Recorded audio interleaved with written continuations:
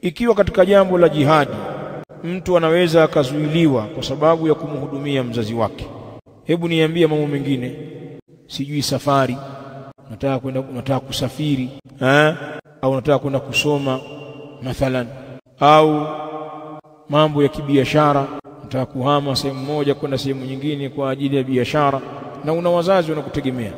Kuzuiliwa kwa mambo haya kuna stahiki zaidi kuliko hili la mwanzo la jihad. Lakini sisi wakati mwingine tunasafiri hata wazee wetu hawajui. Umesafiri mbali kabisa, mzazi hajui, lakini kuna marafiki zako tu, marafiki tu, watu tu ni marafiki tu, wamekujua ukubwani, wanakuona unapendeza, ushakuwa bwana mkubwa na nini, unajua kuvaa, wanajua mambo yako. Kwa huko mzazi wako hajui.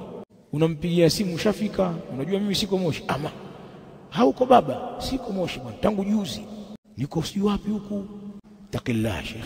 Lakini kuna watu tu huko, virafiki vyako vinajua kweli, na hao ndio wanamwambia jamaa yupo, zamani mama hayupo bwana, mzee wa safari yule hayupo. Au baba yako anakuja kwako, anapata ripoti kwa mkeo kama umesafiri, kuja kumuona bwana mkubwa, bwana zungumza naye kidogo. Kwani hajakuaga baba? Mke anamwambia huyu bwana kasafiri siku ya 4 leo. Lakini kwema huko inabidi mzazi apotezee tu. Safari nje, haya bwana, basi akija tutaonana. Tabia mbaya sana, itakillah. Na leo sisi tuna urahisi ya kuwasiliana. Kama huwezi kufika, kuna yule ni mzazi. Sasa masafari yetu tu hatuagi, na pengine katika hali ambayo wanatuhitajia, au wakati mwingine tunaishi nao katika mji mmoja, hatujaenda safari yoyote, hakuna jihadi, hakuna, upo tu na mzazi yuko katika hali ya kuhitajia, lakini una habari naye. Watu wangapi wako hivyo?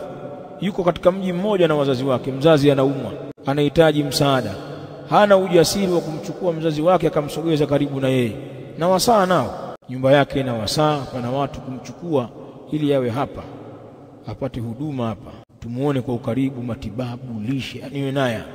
Wala pana watu wanawatembelea wazazi wao wagonjwa kama watu baki, yani atakwenda kumuona baada ya siku 4, baada ya wiki, anaingia pale kwao kama mtu baki, ana siku 5 hajaja na mzazi wake mgonjwa. Vipi, zatoka wiki ile? Safi baba, naona kidogo sio mbaya. Mambo anayoulizia kwa ndugu pale. Ittaqillah ayuha aljahil. Wazazi hatuishi nao hivyo. Wewe ndio una habari zote, habari mpya unazo wewe.